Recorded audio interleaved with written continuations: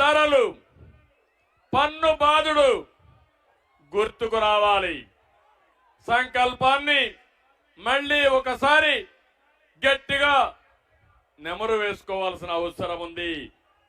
రాష్ట్రంలో హింసా రాజకీయాలు, పారిపోయిన కంపెనీలు, ఉపాధి లేని వలసలు, ఆ కట్అవుట్ చూసి మీకు గుర్తు రావాలి.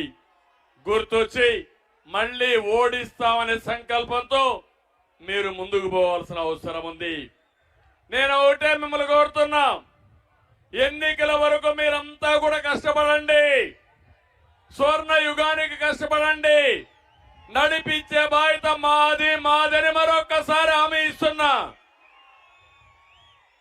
ఎన్నికల్లో మీరు బటన్ నొక్కితే జగన్మోహన్ రెడ్డి మైండ్ బ్లాక్ అయిపోవాలి. దానికి సిద్ధమా అని మిమ్మల్ని అడుగుతున్నా. ఈ మధ్య జగన్మోహన్ రెడ్డి గారు వాలంటీర్లు పెట్టుకున్నాడు, వాళ్ళందరినీ మీటింగ్లు పెట్టాడు. నేను ఒకటే వాలంటీర్లకు అందరికీ విజ్ఞప్తి చేస్తున్నా, జగన్మోహన్ రెడ్డి నమ్ముకుంటే మీరు జైలుకు పోతారు, జాగ్రత్తగా ఉండమని వాలంటీర్లు కూడా కోరుతున్నా.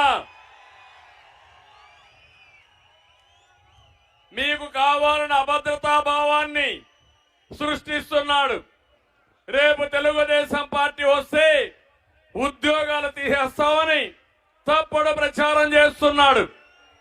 నేను వాలంటీర్లు ప్రజలకు సేవ చేస్తే నేను వ్యతిరేకం కాదు, కానీ వాలంటీర్లు వైఎస్ఆర్ కాంగ్రెస్ పార్టీకి సేవ చేస్తే కబద్దార్ వదిలిపెట్టమని మరొక్కసారి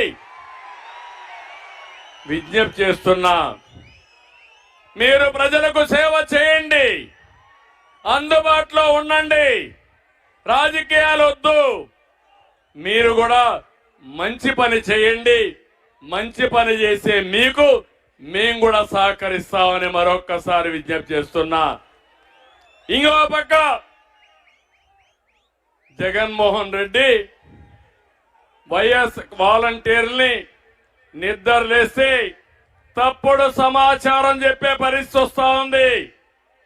మీరందరూ ఉన్నారు, ఎక్కడికక్కడ సమర్థవంతంగా ఈయన వల్ల రాష్ట్రం ఎట్ట నష్టపోయిందో ఇంటింటికి చెప్పే బాధ్యత మీరు తీసుకోవాలని మీరే నాకు స్టార్ క్యాంపెయినర్స్ అని మరొకసారి విజ్ఞప్తి చేస్తున్నా.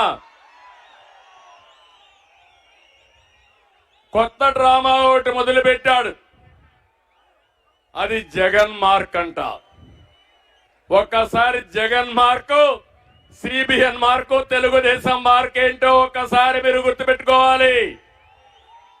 మన హయాంలో కరెంట్ ఎంత తమ్ముళ్ళు? ఇంటింటికి 200 అవునా కాదా? ఇప్పుడెంత?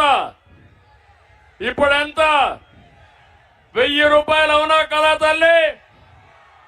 200 రూపాయలు మన మార్కు, దాన్ని 1000 రూపాయలు పెంచింది జగన్మోహన్ రెడ్డి మార్కు. ఇది మీకు న్యాయమా అని మిమ్మల్ని అడుగుతున్నా. తెలుగుదేశం పార్టీలో ఎక్కడైనా కరెంటు కొరత ఉందా? 5 ఏళ్లు రేట్లు పెంచామా? 9 సార్లు రేట్లు పెంచి 64,000 కోట్ల రూపాయలు కరెంటు బారు వేసిన పెద్ద మనిషి. ఆ రోజు కోతలు లేవు, ఇప్పుడు కరెంటు కోతలు ఉన్నాయా లేదా అని మిమ్మల్ని అడుగుతున్నా. మళ్ళీ హామీ ఇస్తున్నా, భవిష్యత్తులో కోతలు లేని కరెంటు, ఛార్జీలు పెంచకుండా నాణ్యమైన కరెంటు మీకు ఇస్తామని ఈ సభలో హామీ ఇస్తున్నా.